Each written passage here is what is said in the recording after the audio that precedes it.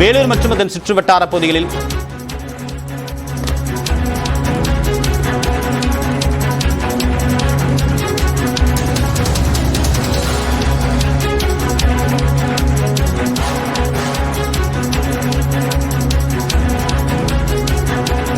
August 18ஆம் தேதி வரை 55 புறநகர் ரயில்கள் ரத்து செய்யப்பட்டிருப்பதாக தற்போது தெற்கு ரயில்வே அறிவித்திருக்கிறது. தண்டவாள பராமரிப்பு பணிகள் காரணமாக பல்வேறு ரயில் சேவைகளுடைய நேரம் என்பது மாற்றப்பட்டும் சில ரயில் சேவைகள் ரத்து செய்யப்பட்டும் இருக்கின்றன. அந்த வகையில் தற்போது ஆகஸ்ட் 18ஆம் தேதி வரை 55 ரயில்கள் ரத்து செய்யப்படுவதாக தெற்கு ரயில்வே அறிவித்திருக்கிறது. ஏற்கனவே கடந்த ஜூலை மாதம் 10ஆம் தேதிக்கு பிறகு சென்னை மற்றும் தாம்பரம் பகுதியை விட்டிருக்கக்கூடிய ரயில் சாலைகளில் ரயில் பாதைகளில் இந்த பராமரிப்பு பணி என்பது மேற்கொள்ளப்பட ஆரம்பித்தது தெற்கு ரயில்வே. இதற்கான பின்னணியோடு இடையிலான சிறப்பு செய்தியாளர் வேல்முருகன் பின்னணி என்ன, எந்தெந்த மார்க்கத்தில் அதிக அளவுக்கு ரயில் சேவை ரத்து செய்யப்பட்டிருக்கு?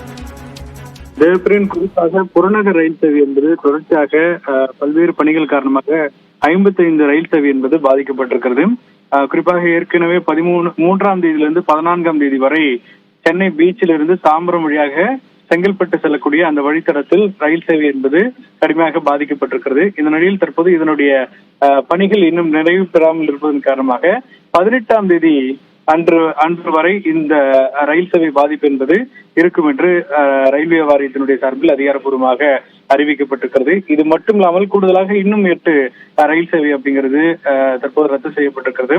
விழுப்புரத்திலிருந்து தாம்பரம், அதே போல விழுப்புரத்திலிருந்து Melmaruvathur to Chennai beach station, Pondicherry to Chennai Egmore, Chennai Egmore to Pondicherry, அதே போல சென்னை பீச்சிலிருந்து புறப்படக்கூடிய மேல்மருவத்தூர் உள்ளிட்ட 8 புறநகர் ரயில் சேவையும் 15லிருந்து 18ஆம் தேதி வரை ரத்து செய்யப்படுவதாக தற்போது ரயில்வே துறையிலிருந்து அதிகாரப்பூர்வமாக அறிவிக்கப்பட்டிருக்கிறது.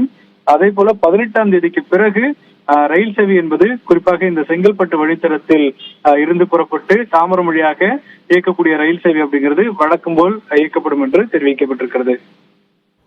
தகவலுக்கு நன்றி வேல்முருகன்.